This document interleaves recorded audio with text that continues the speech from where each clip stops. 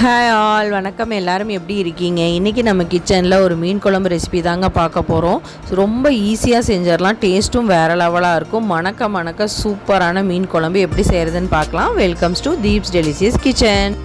இன்றைக்கி நான் மீன் குழம்பு செய்கிறதுக்கு மத்தி மீன் எடுத்துருக்கேங்க. அது கூட ஃப்ரை பண்ணுறதுக்காக பெரிய மீன்லாம் வாங்கியிருந்தோம். அதோட தலைப்பகுதியும் வால் பகுதியும் சேர்த்தியே நான் குழம்பு வச்சிடறோம். இந்த மாதிரி ட்ரை பண்ணுங்கள். அப்போ தலைப்பகுதி வால் பகுதி ஃப்ரை பண்ண முடியாது இல்லைங்களா?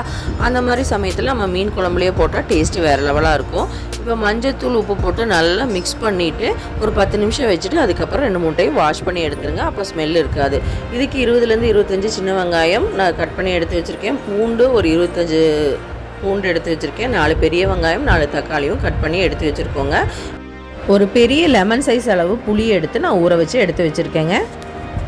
இப்போ ஒரு மிக்ஸி ஜார் எடுத்துக்கலாங்க. அதில் கட் பண்ணி எடுத்து வச்சுருக்கிற 4 பெரிய வெங்காயத்தை சேர்த்திட்டு அது கூட 2 டீஸ்பூன் சோம்பு, 2 டீஸ்பூன் சீரகம், நம்ம உரித்து எடுத்து வச்சுருக்கிற வெள்ளை பூண்டு 5லேருந்து 6 போட்டு ஒரு பல்ஸ் மோடில் மட்டும் நம்ம அரைச்சி எடுத்துக்க போகிறோம்.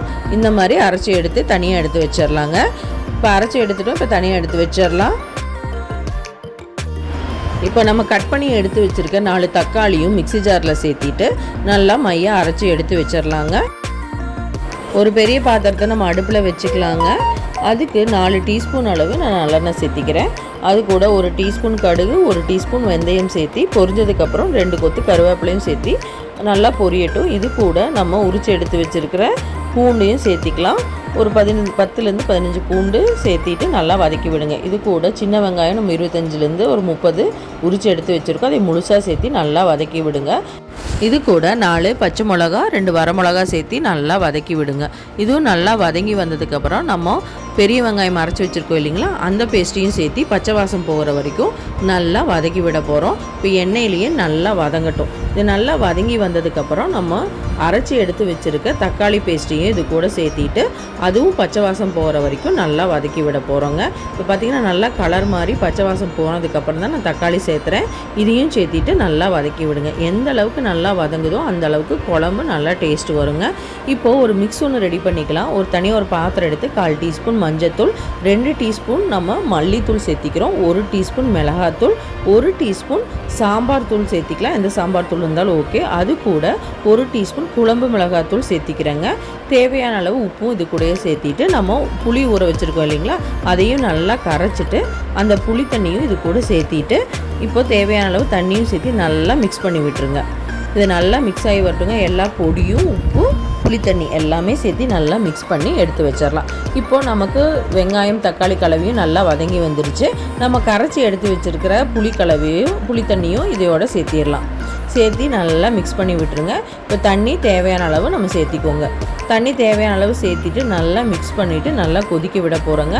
இதுக்கு தேவையான அளவு உப்பு இப்போ சேர்த்திக்கலாம். இப்போ நல்லா கொதித்து வரட்டும். இதுக்கு நல்லா கொதித்து எண்ணெய் பிரிஞ்சு வர அளவுக்கும் நல்லா கொதித்து வரணுங்க. இப்போ நல்லா கொதித்து வந்துடுச்சு. இந்த மாதிரி எண்ணெய் பிரிஞ்சு வர அளவுக்கு நல்லா கொதிக்க வச்சுட்டு அதுக்கப்புறம் தாங்க நம்ம மீன் சேர்த்தணும். அப்போ தான் கன்சிஸ்டன்சி கரெக்டாக இருக்கும். நான் இப்போது மீனோட தலை பகுதியை ஃபஸ்ட்டு சேர்த்திடுறேங்க. இது 2 நிமிஷம் கொதிச்சதுக்கப்புறம் எல்லா மீனையும் சேர்த்திக்கலாம். இப்போ 2 நிமிஷம் கொதிச்சிருச்சு.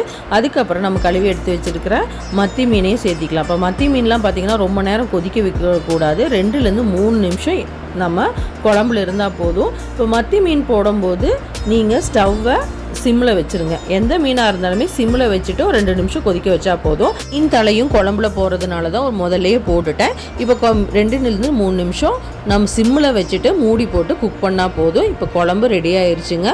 இப்போ கருவேப்பிலை 2 கொத்தை இது கூட கிள்ளி சேர்த்திக்கலாம். இதோட ஃப்ளேவர் சூப்பராக இருக்கும். சேர்த்திட்டு அடுப்பை ஆஃப் பண்ணிட்டு மூடி போட்டு விட்டுறலாங்க. ஒரு 2 நிமிஷம் ஆகிடுச்சுங்க. ஓப்பன் பண்ணி பார்த்துடலாம். சூப்பரான மீன் குழம்பு ரொம்ப மணக்க ரெடி ஆகிடுச்சுங்க. இந்த மாதிரி ஒரு டைம் ட்ரை பண்ணி பாருங்கள். டேஸ்ட்டு வேறு லெவலாக இருக்கும். கண்டிப்பாக ட்ரை பண்ணி பாருங்கள். இப்போ சூடான சாப்பாடு கூட குழம்பு கொஞ்சம் ஊற்றி நம்ம ஒரு மத்தி மீன் வச்சு சாப்பிட்டா டேஸ்ட்டு வேறு லெவலாக இருக்குங்க. கண்டிப்பாக ட்ரை பண்ணி பார்த்துட்டு உங்களுக்கு பிடிச்சிருந்தா லைக் பண்ணுங்கள், ஷேர் பண்ணுங்கள், சப்ஸ்கிரைப் பண்ணுங்கள். தேங்க்ஸ் ஃபார் வாட்சிங்.